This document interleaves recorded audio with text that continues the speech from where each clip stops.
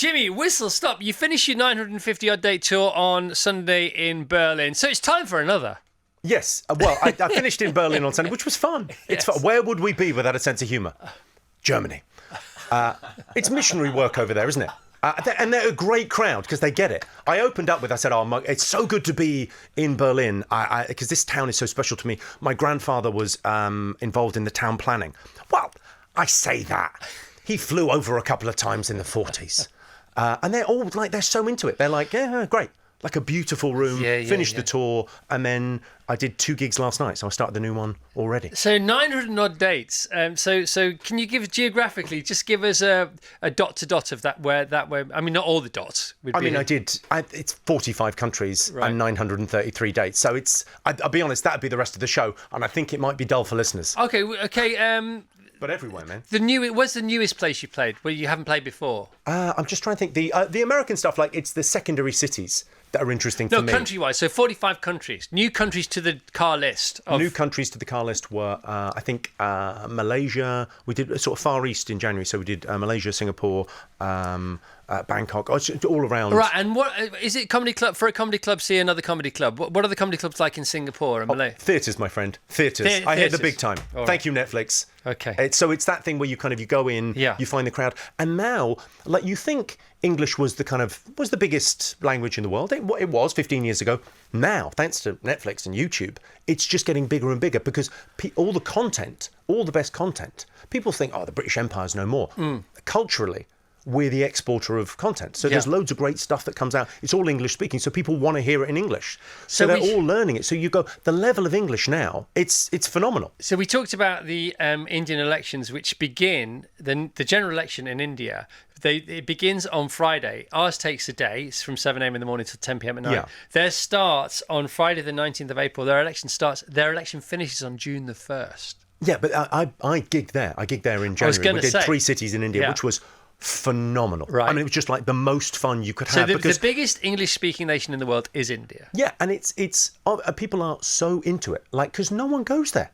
No, and it's not because there's no demand over there. They love it.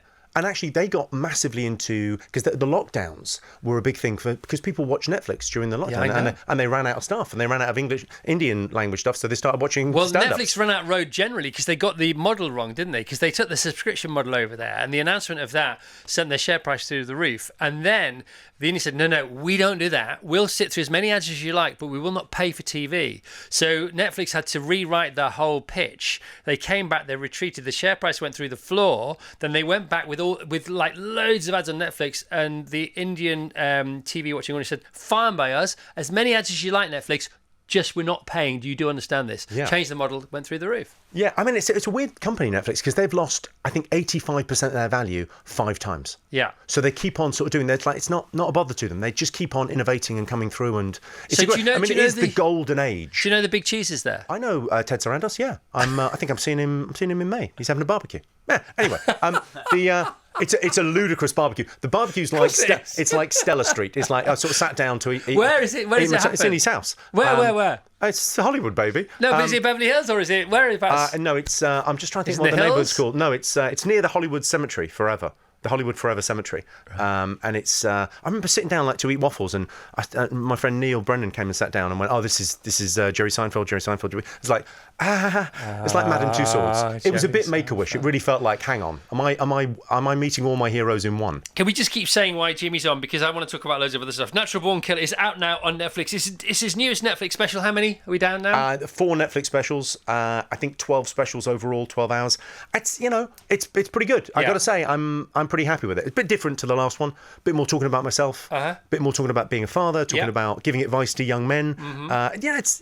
It's pretty. I mean, my love language is always going to be one-liners and incredibly edgy one-liners. Your biographical comedy is a door that's ever more ajar. Well, it seems like it's a natural thing to kind of lean into and talk about. But obviously, I'm going to want to make it funny and brutal and not get all sentimental.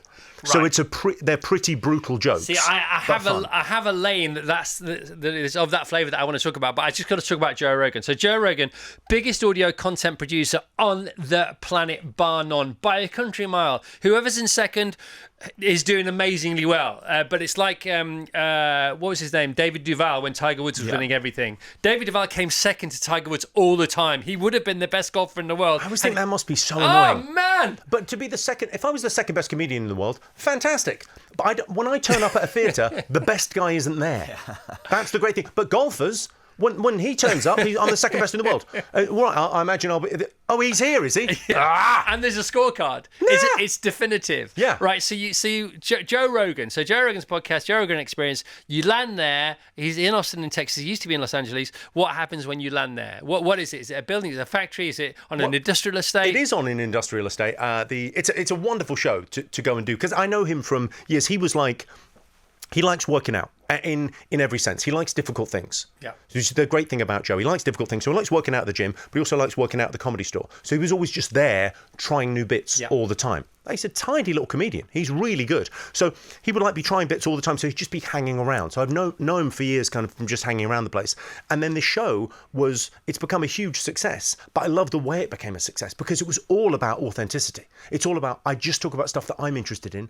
And he's incredibly open to talking to people. You know, I mean, you get given a hard time for not knowing more about medicine. You go, yeah, he's a cage fighter. Yeah. You won. But I'm asking some questions. I'm just asking the questions, guys, and having the conversation. Well, it is weird that there's a I suppose that thing of like, why is comedy going through a golden age? Or why are podcasts so big? It's because people want friendship, right? And what is friendship? Really, when you think about it, who's your best friend? Well, it's the person that you have the least filter with. You've got no filter with your best mate. You could tell them anything. Yeah. And it feels like comedians on stage have got no filter. They'll say whatever. They're totally open. It's a very safe sort of environment for that. Whereas you watch a politician on the news and you go, oh, this is nothing but filter. This guy, it's totally fake. It's like you're pretending. Yeah. So there's something about like the reason that sort of Joe's show is so huge. It's like 3 hours long and it goes all over the place, but it's a real person talking. And you've never been on before?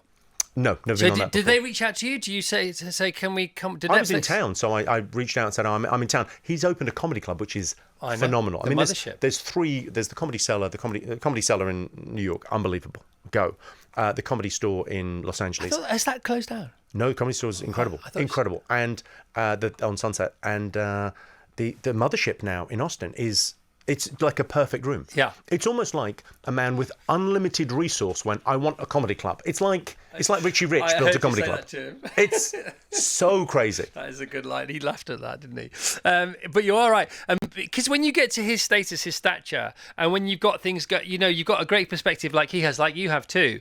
He says, look, I do like gigging. I love comedy and I love hanging out with comedians, but I don't like the traveling. So I'll just build one. So I don't round the corner from where I live, in between my house and my podcast studio. It's Field of Dreams, isn't it? What's it like there? Field of Dreams. I mean, the comedy club's amazing. He's got like 2 rooms, right? And small one, big one, and it's great. I mean, it's a great space. It's perfect. You didn't play there. You the ceiling. You no, I went and did a gig. Yeah. Oh, but not before you were on his podcast. No, I had a tour, so I was in the theatre, so I just went up and did 10 minutes of new stuff. Oh, you did. Like if I'm in town and there's a comedy club, I'll do 10 minutes of new stuff. Yeah. New stuff. All right. You're always doing new stuff. That's the thing of like the beast is you have to write stuff every day and try new stuff every night. Yeah. You have to that stoic thing of like. The world ordered a stand-up comedian. You have to honour that. Right. And when you break it down, what's that? Well, it's jokes. You write jokes and then try them and write jokes, and the audience tell you what's funny.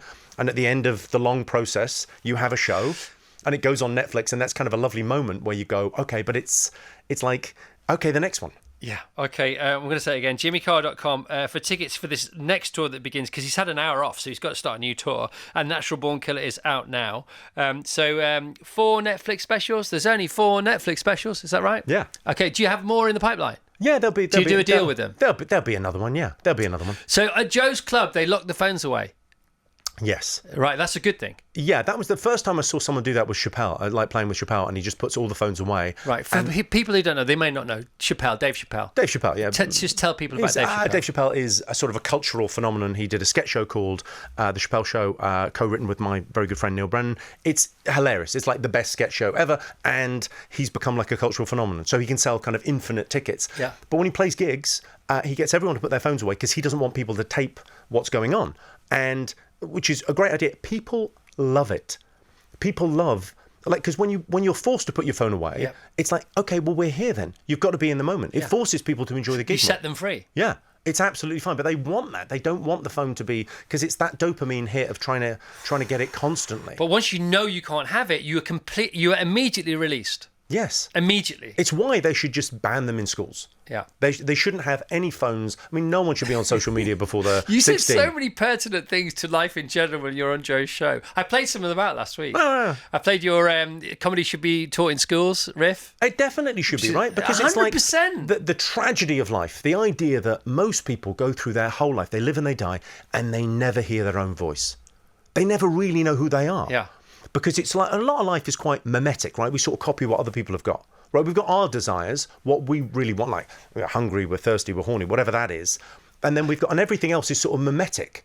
It's this René Girard, this French philosopher. Desire, I love this idea that you kind of go, well, I want what that guy's got. Yeah. And you end up but you don't know why. Spending your life collecting stuff that you don't care about to impress people that don't care about you. It's crazy. When you say you play 45 countries, right? Because we have bands that come on and authors come on and movies, people who have made movies, and they say it's been translated into 37 languages. Or I think, well, what happened to the other guys? So you play 45 countries. There are 190. It's 196. 196 countries in the world. So. I mean, 45 countries is great, don't get me wrong. But you're saying not enough. You're saying, what about the other... No, but I'm saying, it's funny. I don't even know what the question is, but it's screaming inside my head. I mean, it's basically, well, why didn't you play the Democratic Republic of Congo? Well, because they haven't got a theatre for it. All right, I don't know. But you know what I mean? There's some countries in between. Will you get there eventually? Will they get you eventually? I think it's that thing of where there's a scene. You hear where there's a scene. So I'm trying to put gigs together now in Nigeria, because there's a great comedy scene there. And I'm a big fan of like the kind of Nigerian music and Fela Kuti and stuff. So I want to go. Right. But it's like the comedy scene there is like, would I work there? Yeah. So you go, well, you try and put it together. You try and I've got a great like tour guy that puts together the difficult gigs. You've got the greatest tour guy in the world. You've just come off a 950-date tour. You've had an hour off, and he's back on it for 251 new dates. Yeah. He's got the hard job, not you. Yeah, but it's that thing where you go, like, you want to go and play Japan. Like, playing Japan was incredible, and not for the. Probably half the crowd were expats, right? But the rest of it, like local people that go, yeah, no, I'm into this. This is kind of it's cool. Or playing Paris is really fun, because comedy over there, British comedy is very cool. It was weird to kind of go from being the guy off the telly to being, oh, this guy's very cool. Yeah, very cool. Yeah. And you say that when you play in Scandinavia, they laugh differently. They find you as funny. They find comedy as funny, but they just laugh differently. So they laugh, then they stop laughing, and they wait for the next joke. Is that about right? Yeah, there's less of a. Well, it's also that thing of like, there's certain places where it's more theatrical. So they're from a theatrical background. We've got musical, right? We've got the greatest tradition. We don't know how lucky we are in this country. There's a brilliant theatre in every town in Great Britain, up and down the country. Go and support your local theatre. Yeah. Don't go to the big city. Go to the local town. Go to the local thing. There's great stuff on. Take a chance on a show. And so we've got those. So people have got a musical tradition, as opposed to a theatre tradition where at the end of the show they watch you for an hour and a half, and then they go nuts at the end of the show. You think, oh, they seem like quiet. And then they go crazy at the end because they're kind of trying to listen or trying to kind of focus a bit more. So when you land, say, in Sweden or Japan or America or Canada or wherever it may be, and you do this joke writing thing every day, it's just a muscle that you flex every single day. You don't flex it. No, you flex it at night when you're on stage. Yeah. You work it out all day. Yeah, just if I've got 10 new lines to try, that's a win. So in Canada, you land. Do you look at Canadian news, or is it where is it? Because you can't do airplane jokes. So you've talked about this before. No, but it's that thing of like, you've always got stuff that's like, every time you think of something, it's that thing of, you never refuse the muse. Right. So whenever you have an idea for anything, you jot it down, and then the writing bit is kind of going back through the list and going, what was I thinking there? Yeah. How do I get that? How do I reverse engineer it? Yeah. So I've been thinking a lot about kind of the structures of these things, and you try out stuff. Are you just fearless try stuff nowadays? Because Chappelle is fearless. I think I think, what was the line? Someone had a great line on that. I shock people, he scares people. And that's like, you got to get scary. My job. Are you getting scarier? Yeah, my job is not to self-censor. Right. Because there's no real censorship in our culture. You can say what you want, right? There's freedom of speech, not freedom of consequence. People will be upset at you, but you'll be fine. But you have to resist those kind of hate speech laws, the idea of like this encroachment of like, oh, I'm worried that I might upset people, so I better not say that thing. Yes. You go, no, if it's funny, and if you're thinking about it, you think it's funny, you have to be authentic and say it, and trust that the audience will get it's a joke. Right. And so Chappelle is the most fearless comedian in the world? If you could... No, I mean, I would say. Chris Rock is willing to. There's a level, and then when you're there, you're there. Yeah, it's like it's whatever your taste is. If they're a 10, what are you then?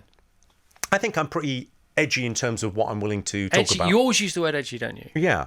It's because you want to be kind of right on the edge of what's the great thing about edgy jokes. Like, it only pays out having a dark sense of humor. Yeah. Dark, edgy, however you want it, controversial.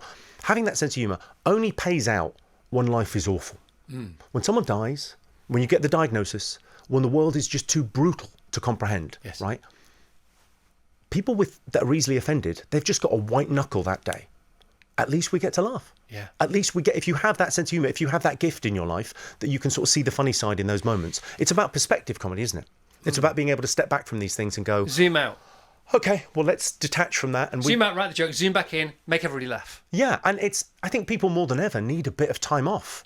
You know, you read the news and it's just, is World War III starting? I need an hour off to laugh at something. I need to just feel in that space. And coming out, seeing something live is... there's something very tribal about it. There's something about laughter that, like, if I had any advice, if anyone's going to watch my Netflix special, watch it with a friend, watch it with your partner.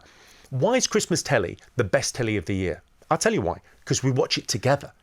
That's why Christmas telly's special. Yeah. Because people watch it together and you laugh. It's a social noise. You're telling the other person that you get it. Well, that's the thing with the old smart screen, isn't it? Because it's a device for one, which is great because it's always there, but it's not great from a collegiate point of view. Well, here's the weird thing, right? I'm on stage, and bands have this too, and you go, right, I'm on stage and I'm performing, and it's very grand. The audience are performing too.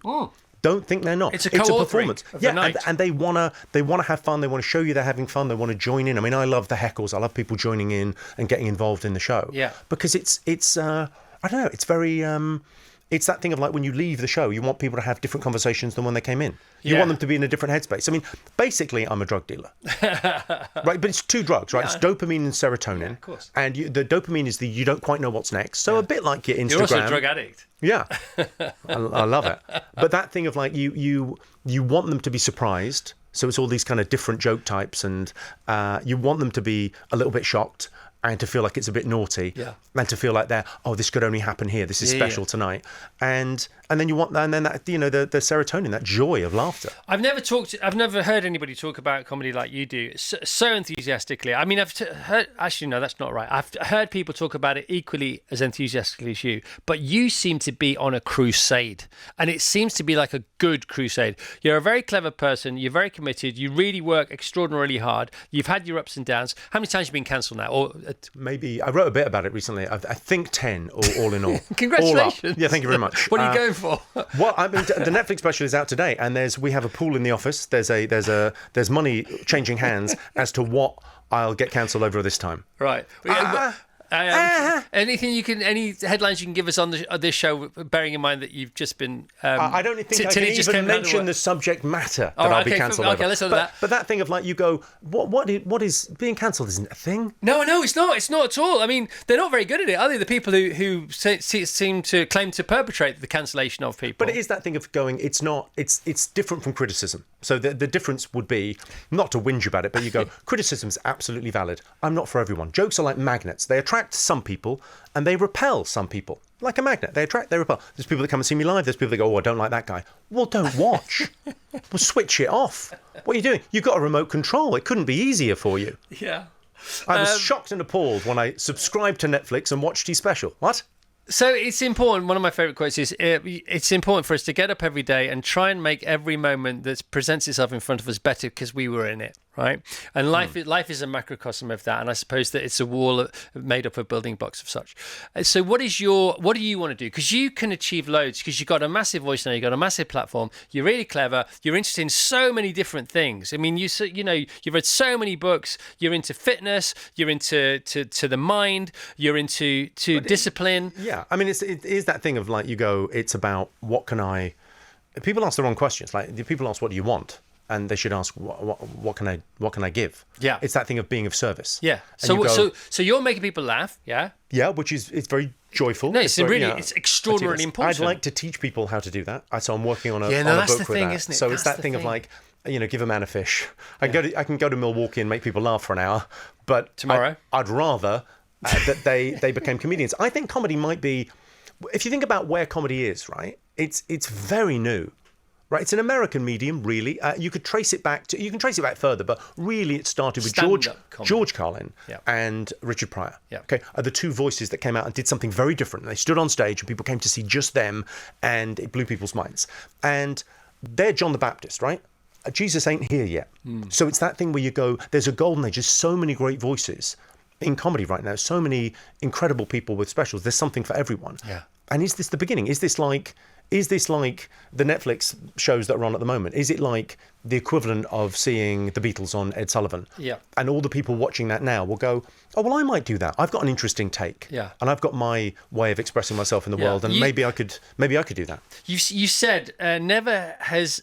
You haven't said it like this, but this is what you meant, I think.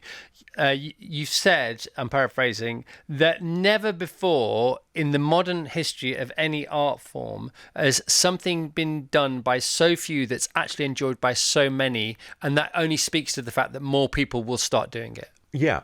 I mean, my friend Neil Brennan did a speech at Just for Laughs last year. He did like the keynote speech, and he said there's 60,000 brain surgeons in the world. 60,000. That's a lot. Right? I mean, it's very few. There's 7 billion people. 60,000, okay.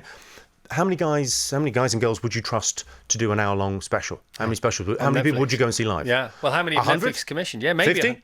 100 on a good day. Yeah, but that thing of going in the world. But and you go and bands. How many good bands are there? Well, that's a lot of good bands. Yeah. How many good comments? Well, there's fewer. But it's like from that pool, it's just going to get bigger because people like it. It didn't used to be a thing. Didn't used to be you came out of comedy. Why do you think this? Not a resistance, but almost a lack of people seeing the fact that there's an opportunity in comedy. Is it because I think what I think about comedians? I think it's so formidable a thing to be able to write some jokes, to have a look at the world, write something that's funny, see something that's funny, deconstruct it, put it back together with a punchline that people don't expect or can't guess, and then walk on stage with a microphone that's a bit bigger than this Sharpie that I've got in front of me, and monologue. So I said it last week, speaking to what I heard you talking about. If a great actor goes on stage on Broadway or in the West End and delivers a 30-minute monologue as part of a play, people go, and he delivers a 30-minute monologue, and she delivers, and they deliver a 30. Yeah. But you do that all the time. You do that every night. Yeah. I mean, 30 minutes, they want their money back. I mean, yeah, but it's an unusual job, but it's kind of great. I mean, I would encourage more people to get into it. It's also that thing of like... Right, how might they start? Lesson 1, day 1. How do you start? Do you start by writing a joke? I think you would start with jokes. You would start with jokes are the... How do you write a joke? The building blocks. So, I'm working on a book, kind of an instruction manual on this. So I think the first thing is to understand how jokes work and the structure. All jokes are the same, right? All jokes it's the sudden revelation of a previously concealed fact. So you tell 2 stories. And in the setup of the joke, you tell a story, and there's an assumption made by the listener, and the assumption turns out to be erroneous, and they realise they've made a mistake. And so the simplest thing to think about is someone walking along and they trip over and it's funny. Well, why is it funny? Well, the story was they're walking along, and then, that isn't the story. They tripped up. It went a different way. So it's that thing of it's pattern recognition, which is what kind of gives humanity the edge over everything else, right? Everything we have is pattern recognition. I think comedy is genuinely important to our evolution. Like, we notice difference. It's linguistic expertise. It's the ability to kind of to vocalize and to communicate something with nuance. It's the reason we have a society. Your rhythm is garage. You know that when you talk. 92 beats a minute. Yeah. Yeah, 92 beats a minute is the proximal speed of cognition for most human beings. Yeah. It's the speech speed. So you want to hit the beat at 92 beats a minute. All great speakers do it. Some of them do it very slowly. Some of them do it fast, but you're trying to hit that. So I listen to a playlist before going on to try and get the rhythm right. And so you talk about pattern recognition from ideas and from potential banana skins on the floor, metaphorically. Yeah. And so the pattern recognition goes through to the rhythm of the person you're watching on stage because you feel comfortable with the way they speak and the frequency at which they're going to deliver their jokes. So you're a quick guy, then they'll have longer people telling bigger jokes. Well, yeah, and everything's kind of made up of, it's the building block. I think some people... If you're a casual observer, it's like if you listen to music. Music's very beautiful. It's non-verbal communication. It's gorgeous, and it gets us somewhere. It gets us in our hearts. We understand it. If you listen to Pachelbel's canon, you don't need lyrics. You know what it's about. Yeah. It speaks to you. It's beautiful. And I think with there's something about, like with comedy, people know in an audience, okay, right, so he's going to surprise me. Yeah. But then they turn off that bit of their mind that goes, oh, well, I'm waiting for the surprise then. Yeah. And they just enjoy the moment. They enjoy that thing. And it's, I don't know, it strikes me as a thing that many more people could do. Do you remember the first time you took the stabilizers off the bike when it came to being edgy? Because you didn't start off being edgy. No, it's kind of lots of wordplay was kind of initially the thing. I remember that. Do you remember edge number 1? I don't think I think I do, actually. I think it was a heckle thing. I think it was Edinburgh, very late at night. There was a show that used to start at 1 a.m, and I was doing it with Johnny Vegas, who was kind of laid out on a mattress backstage. Nice. And he was like, and I think Vegas, that was a good Vegas night. sort of took me, I mean, listen, I'm there in a suit. I'm looking exactly like I look now. And he's drinking pints of Cointreau and Baileys together, which he called a luxury Gaviscon. Mm-hmm. And he went, don't be like me, Jim. Don't be like me. Just do your own thing. I remember kind of going up, and it was like a bear pit of a room, and people are heckling, and you start saying incredibly cruel things back. And I think life is about incentives, right? Life is about incentives. You want ants, put down sugar. Those big laughs, the big, oh wow, there's a real sense of relief there. It's a different level. Was it a different laugh? Yeah, it's a different thing. Edge number 1 was a different laugh. It's the whoosh. And do you think into the room? Ooh, yeah. I like the taste I've got of a that. couple in the new show where you go, oh, and people go, he said what? Yeah, I know. What? This is why the one show get you to sign that form. Yeah, no, it's but it's not, that's also genuinely my sense of humor. It's like partly I do that because it's rewarded and people like it. Partly that's authentically who I am. That's what I laugh at. Sometimes I see mild stuff and I can enjoy the craftsmanship of it, but it doesn't make me laugh in that guttural, weird thing that I do. Yeah. When did you first laugh on the inhale? Have you always laughed on the inhale? Yeah, but I think on stage, I don't think I did it until, I think it was like Rob Brydon pointed it out on a big fat quiz. And I felt really comfortable, felt very much myself. Because I think tried it. The story in showbiz is like you become, like you had this from the jump. I remember you on local London radio years ago on a Sunday morning. And it was like that thing where you always had an uncanny ability to be yourself. And I think I started off in showbiz and I was very uptight for the first sort of 10 years, and then you become a little bit looser. Still. You think you're not uptight now? In 10 years' time, you'll be saying you were still uptight. Yeah. When you were 50. 50? Yeah, 50, heading towards 51. So I tried... The other great thing about comedy, everyone does their best work in their 50s. That's what you said. It's kind of great though, isn't it? Well, yeah, and maybe beyond. Until I'm 60. I tried to do your laugh on the inhale. Yeah. I couldn't do it because you get out... Because it's like you're not taking in any oxygen. I know it sounds crazy because you're on the inhale, but I couldn't do it. Yeah, it's like... it's a weird seal... It's a very odd. It's not. I never thought it was that weird because it was the second weirdest laugh in my house. Right. My mother had a much weirder laugh. So I think the reason, the backstory, if this is the comic book Batman, Spider-Man origination, why is he a comedian? My mother had narcolepsy, the sleep disorder, and she had, and it often goes with it, she had a narcoleptic laugh. So when she laughed, she made no noise. But you ever met someone that just kind of weirdly rocks? When they laugh, they kind of lose muscular control when they laugh. I like those laughs. It's phenomenal. It's great to see in an audience as well because you're getting no noise out of it, but you can just see someone quietly sink into their seat. So my mother would physically collapse when she laughed. So our thing when we were kids was, if she was driving, if you could say something genuinely funny enough and then have to grab the steering wheel, and it was just fun. Yeah. Just fun. To make your mother laugh, I think most comedians, I've often said this, I think the question for most comedians is, which of your parents was sick? I know. It's that thing where we're a thermostat for mood, right? I'll go into a room with 1,000 people and I'll change the state of the room.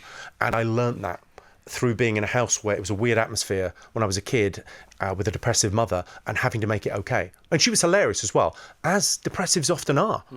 It's that thing where, what is depression? It's like the instrument through which you see the world is defective. Yeah. It's hard. Something else you said that I really, really like is, when we witness something today in our lives, in the next hour, for the next few hours, for the rest of the week, for the rest of the month, for the rest of ever, don't tell me you didn't like it. Tell me what you learned. You said that. Yeah. You're quite... You remember? Good. That is good. You said, other comedians, they come and say, I saw this comedian, they're talking to you, I saw this comedian, then I didn't like him. And you say, you say something more profound, more not profound, more profane than this. And you said, I don't care whether you liked him. What did you learn? Yeah, but it's that thing of like, be a professional. So, it's cool though, man. Be a professional. I think love like it. you get that with musicians more. Musicians are very respectful of other musicians. It's that thing where you go, someone could be a rock and roll star and they see someone play country music well or classical well, and they get it. Yeah. They go, yeah, it's beautiful. Yeah, and that what comedy's missing is a language. So music's got a language, so you can play around the world with other musicians. Comedy hasn't quite got the language yet because it's newer. It's a newer thing, and it feels like it's not a new thing. It feels like, oh no, it's been going on for ages, but it's special. All right, 251 dates starting tomorrow in Milwaukee. Yeah, Funny. I know. I'm everywhere on this one. 200.